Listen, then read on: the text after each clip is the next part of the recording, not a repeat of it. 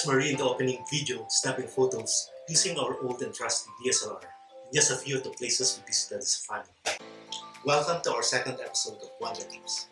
One of the promises I gave in the first episode is to make a more in-depth discussion of when and how we use our DSLR camera in our family travels. This episode is now about that. For part 1 of this episode of making the most out of your DSLR as a travel camera, let me answer the question, when do we use our DSLR in our family travels? Do take note that all of these are in the context of travels, and more specifically, family travels, okay? We can break this down into two parts, when and when not. Let's start with the when. We used to bring our DSLR. DSLRs actually, since we used to have two of them. Practically all our travels, long or short, far or near, major or minor. We still bring our DSLR in most of our travels, most of the time, but we don't necessarily use them all of the time anymore. It is mostly because of our smartphones. As most of you can probably relate to, we now rely more and more on smartphones for a lot of things, and first among them is in taking photos and videos. But there are still travel circumstances and situations where we would prefer to bring and use our DSLR, even if we already have our smartphones with us. First, we bring our DSLR in all our major travels and long trips. For example, we always make sure to bring our DSLR when we travel abroad or when we go on long road trips. Why? For the simple reason that we go on family travels to make memories. And how better to store and keep memories than by documenting them with photos, and now also with videos. When we go on a major family trip, like our Holy Land pilgrimage tour or our Best of Italy family tour, for instance, we spend a great deal of time and effort preparing for it. And then we also spend a lot of money before and during the trip itself. So of course we want to make sure that we are able to take home good memories from these trips through photos and videos. In fact, we bought our first DSLR, Canon EOS 550D, way back in 2010 in preparation for our Holy Land tour in November of that year. And then we bought our second DSLR in preparation for our Best of Italy family tour in 2015. Actually, we were not planning to buy a DSLR in 2015. Maria and I wanted to only buy a wide-angle lens to use with our EOS 550D, which was already about 5 years old at the time. We anticipated having to take photos of old buildings and huge cathedrals all around Italy and the Vatican. We decided that we wanted a wide-angle lens for those. But at the camera store, we were still stuck into buying a newer and more advanced DSLR, an EOS 70D. And so we ended up buying both a wide-angle lens and a completely new camera set, the EOS 70. In retrospect, it was a blessing in disguise because we got to use both our new camera as well as our old camera, which we retrofitted with a new wide-angle lens. Sorry, I digressed. Some of you may argue that we can also just use our smartphone cameras in our travels, and you're probably right. Take note, however, that way back in 2010, for instance, when we bought our first DSLR, smartphone cameras weren't that great yet. And even now, with all the new and advanced features of smartphone cameras, there are specific situations when we still prefer to use our DSLR. I'll get into those when I proceed in answering how we use our DSLR during our family travels in part 2 of this episode, so please hold on to that thought. We bring our DSLR when we expect to be taking many photos or videos all throughout the day. This is one of those situations when we would bring all our available cameras into our travels. When we go on family trips, we always try to maximize our days, so much so that our daily itineraries are always filled to the brim. Our daily travel itineraries are always jam-packed to the point that the kids, and sometimes even I, would already be complaining. I'm not kidding. That's on Marie, by the way, since she's always the one who makes our itineraries. Most of our travel itineraries are DIY, by the way, and that's Marie's domain. She's infamous, even in our extended family, which includes my 2 sisters-in-law and their respective families, and my parents-in-law, Mr. Souls, for making killer itineraries. Sometimes we refer to them as itineraries from hell. My point is, DSLR is best suited for this type of travel itineraries. You can take hundreds, even up to 1,000 photos throughout the day without having to worry too much about battery charge, available file storage, and so on. Taking videos can significantly reduce the DSLR's battery charge, but if you use it for just taking photos, it can usually last the whole day. Since I've been using an action camera for taking videos, our DSLR is now almost exclusively used primarily for taking photos. In terms of storage capacity, a single 4GB SD drive is usually enough for a day's worth of photos, if we're just taking photos with it and no videos. And we can easily and quickly replace the SD card with a spare and also with a higher capacity card, usually up to 32GB, if necessary. If I expect to be taking some videos using the DSLR, I would usually plug in an empty 32GB SD card before the trip, and bring a couple of other spare and empty SD cards just in case we need one. We use our DSLR to take photos and our videos while in motion. Have you tried taking photos with your smartphone while walking? How about while brisk walking? It is very difficult, if not outright impossible, right?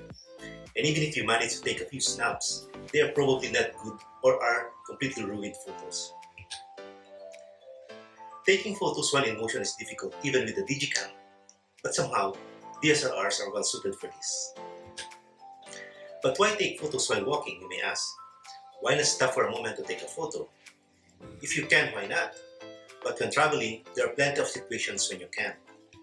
A good example is when you are with a tour group on a city walking tour and you want to snap some photos while your group is between stops. These photos are from our walking tour in the old but always busy inner streets of Rome. These are from our walking tours in Sorrento and Positano, also in Italy. Walking tours are usually on very tight schedules, so the walking between stops is usually quite fast. If you stop too often to take photos, you may be left behind by your group. Worse, if you are in a congested city with lots of narrow and crisscrossing alleys, you can actually get lost easily. That can get really scary, especially if you are in a totally unfamiliar place. It happened to us during our walking tour on the streets and across the canals of Venice in Italy.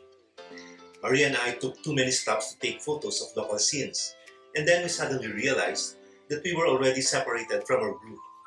Luckily, a member of our extended family, my nephew I think, came back to look for us. Another example of having to take photos while in motion is when riding a zipline. I usually carry the DSLR when we do ziplines, and I use it to take videos and photos while doing the zipline. I wouldn't use a smartphone to take photos while hanging on a zipline. The chances of dropping it are very high. We use our DSLR to take photos and or videos while on a moving object. This is similar to the previous situation, but this time you are on a moving object like a vehicle. Imagine yourself on top of a jeepney, negotiating steep and winding dirt roads in the mountains of Cordillera, and you wish to take photos of the beautiful sceneries around you. Again, you wouldn't want to use your smartphone in this situation because you may drop it and lose it. A DSLR with its strap hanging around your neck is best suited for this situation. We use our DSLR to take photos in rapid succession. Smartphone cameras now have burst mode that allows you to take multiple photos in rapid succession, but it is usually used while pointed at the same direction. It doesn't quite work well when you need to take photos in rapid succession while panning your camera. That is, following a fast-moving object while taking photos of it at the same time. With the right camera mode selection, your DSLR can handle this quite well.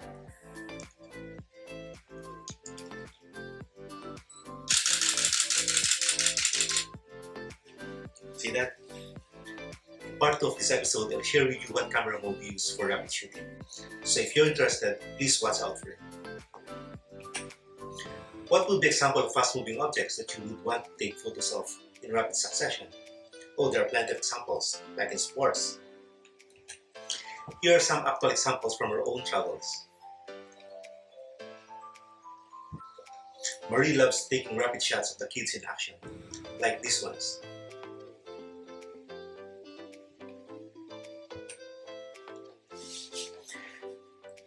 We also use our DSLR to take no-look photos or videos. An example of this is when you wish to take photos of, let's say, a street performance, but there are too many people in front of you, blocking your view. In this case, what I would normally do is raise my hand, like this, with the DSLR and snap photos on top of the people in front. I can snap several photos without looking and just select from them later on. Here's another example of a no-look shooting situation.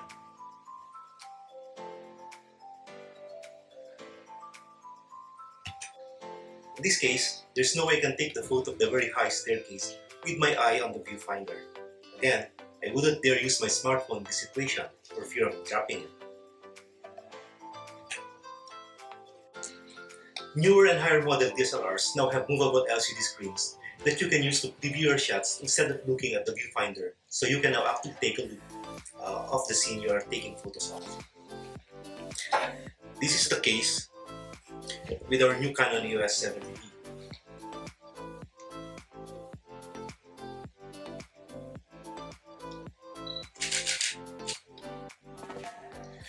Another situation for taking no-look photos is again while riding a zipline. I take both videos and photos while riding a zipline. Luckily, I can do both at the same time with our DSLR. Holding it firmly close to my chest, I just point the DSLR to where I want to take videos and photos and take snaps without even looking.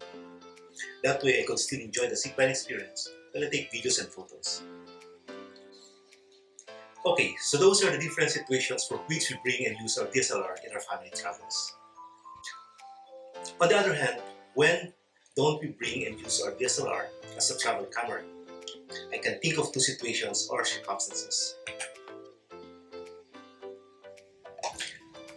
When we're going on minor or short trips. Examples of short or minor trips are staycations, half-day trips, meet and eat or meet and chat, or chill time with friends and relatives. We do a lot of these actually. Sometimes we book an overnighter in Subic, for instance, for the whole extended family. The Vermacruz sisters, that's what we call Maria and her two sisters, my sisters-in-law. The Vermacruz sisters would spend most of the time just chatting and catching up, while the rest of us would be chilling in the pool or maybe lazing around. Under these circumstances, we take some photos here and there, simply using our smartphones. As mentioned earlier, we still bring our DSLR in most of our trips, but we don't necessarily always use them anymore. So yes, we may have our DSLR in some of these minor and short trips, but more often than not, they don't get into action and are just left in our luggage or in the car. Next is when it is not safe to do so, meaning when we know that the DSLR will be unnecessarily exposed to physical damage or theft or loss. What can damage your DSLR? Well, a lot actually. For one, dropping your DSLR from any height more than a few inches may already damage it, so it must be always handled with care. In our experience, however, when traveling, the biggest threat to our DSLR is water.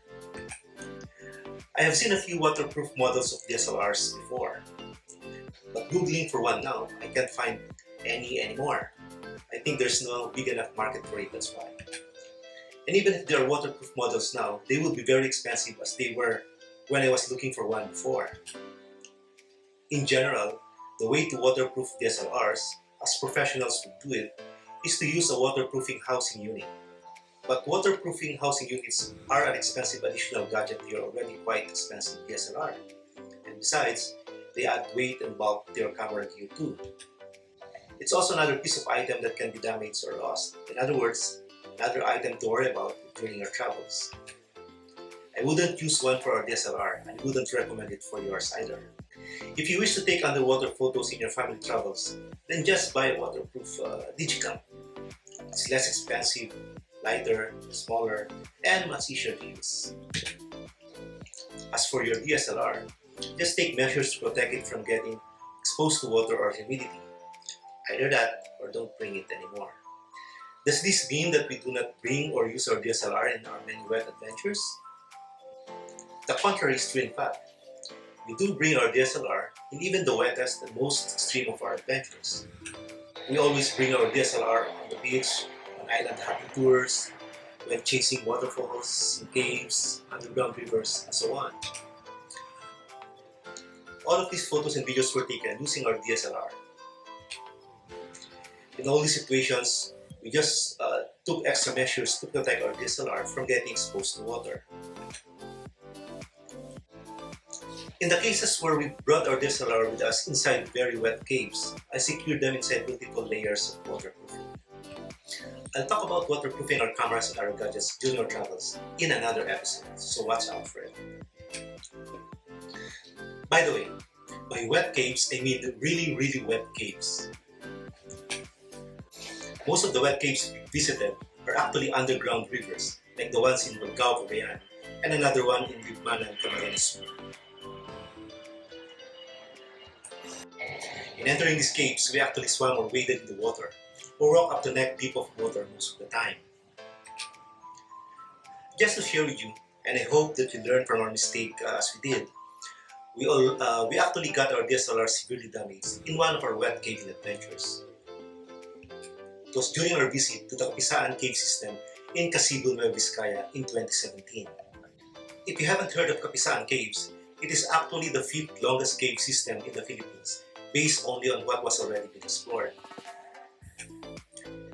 And geoscientists and experts believe that the Capisaan cave system is much bigger than what is already explored today. In fact, some believe that it can well be the biggest cave system in the Philippines. Anyway, so we went to visit Capisaan caves in 2017. We expected it to be a wet cave from our research before our trip, so we went there prepared, or so we thought.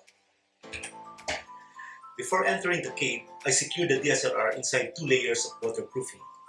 Inside the waterproof pouch, which I put inside a bigger waterproof sack. The Capisaan cave system is known to have underground rivers, although we did not get to those underground rivers during our visit there. Nevertheless, the portions we visited are likewise very wet. We had to wade or walk through up to chest deep of water in several parts of the cave. We had to crawl on all fours through narrow and low-ceiling caverns as well. What we failed to anticipate in Capisaan caves are the very unique stalactite and stalagmite formations. Unlike the huge and fully formed stalactites and stalagmites we've been accustomed to finding inside the many different caves we've visited before, many of the stalactites and stalagmites inside Capisaan caves are very tiny, like they're just miniature stalactites and stalagmites. And there are thousands of them, possibly even millions inside the cave, and they are razor sharp, and many have very pointed tips. The ones on the cave floor, the stalagmites in particular, are the ones that pose danger, so we had to be very careful. We didn't realize until after we exited the caves that water got inside by 2 layers of waterproofing. Apparently, they got punctured by the razor-sharp and very pointed stalagmites inside the cave. What was really shocking was the realization that our DSLR got really wet and wouldn't work anymore. It was basically dead. As soon as we got back to Manila a few days later, I immediately brought the DSLR to the nearest Canon service center. I was told what I already knew, that the DSLR sustained major damage from getting wet. The coated repair cost more than 28,000 pesos, probably more. Luckily, it turns out that our DSLR has 1 more month of remaining warranty, so in the end, I didn't have to pay a single peso to have it repaired. How cool is that? Well, we were extremely lucky, but that was such a big scare for us.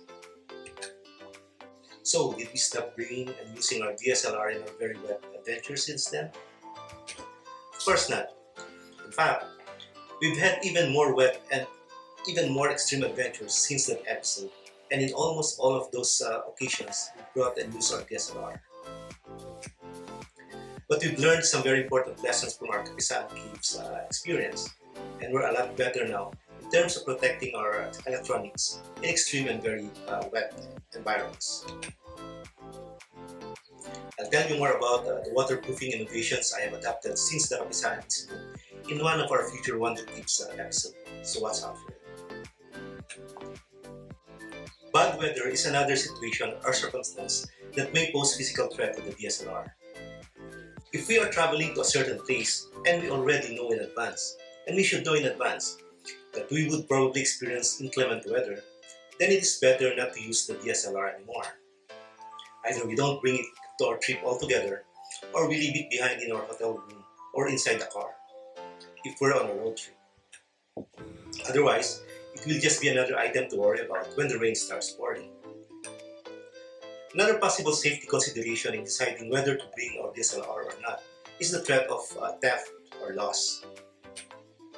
If we feel that the place we are going to is generally unsafe, maybe because of the reputation of the place, then we will not bring the DSLR. This hardly happens though, because safety measures can be easily taken to guard against this threat. It's just a matter of being extra diligent and careful. Researching about the places you're going to is the key in most cases. Have there been reported incidents of theft, for example? Is the place too crowded? And so on. And that's it for part 1 of making the most of your DSLR as a travel camera, featuring when do we and when don't we use a DSLR in our family travels. Let's do a quick recap. These are the situations or circumstances in which we bring and use our DSLR in our family travels. A DSLR is particularly ideal for situations 3 to 6. And these are the situations or circumstances in which we do not use our DSLR in our family travels. Remember that the biggest threat to a DSLR is water. In part 2 of this episode, I'll get into the details on how we use our DSLR for specific situations and circumstances during our family travels. What may be of particular interest to you, or at the very least you should be curious about, is our favorite or default camera setting or shooting mode, which I will reveal in part 2. If you find this video useful or at least informational, please give it a thumbs up and please click the share button. If you haven't done so yet, please subscribe as well and please click the bell button to get all our latest updates. Thanks for watching and see you again soon.